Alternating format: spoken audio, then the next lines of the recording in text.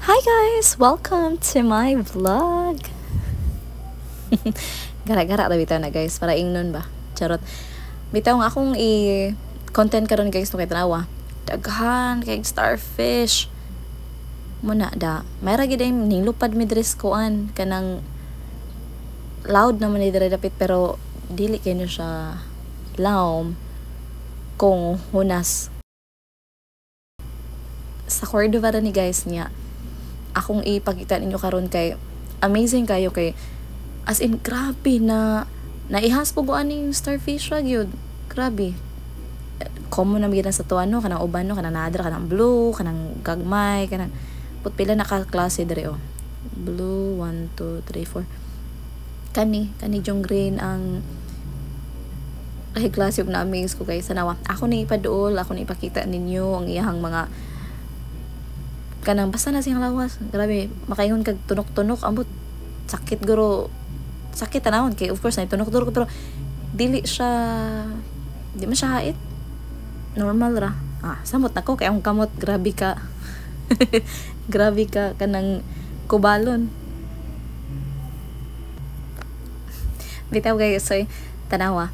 Ako may pakita ang feature aning kaning starfish. How's ka kuan pod niya man? Rare gid siya. Pero nindot grabe ka nito color oh. Green. Awa. Kana bitong hubon sa bata? Oh, murag grabe. Grabe ka humok. Murag hubon sa bata. Ato ipakita iyang tiyan. Number 1 nga makapakusugan na niya kuan iya yung mga kaway pero nasa niya mga tiil-tiil diri.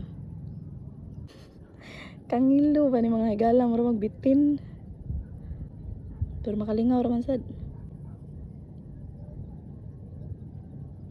Ang ihapong kanang tunok-tunok dili po siya sakit, wala lang muraragwa, di po siya hait kaya naman okay ra ha. Kubalon kay ko kamot.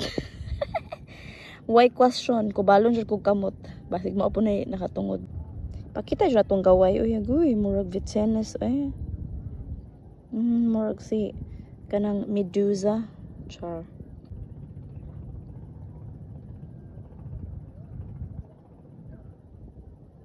Ang sana niyang porma. Ako ba sa tubig niya? Pakitunta mo. Kusugay niya siya mo langorns.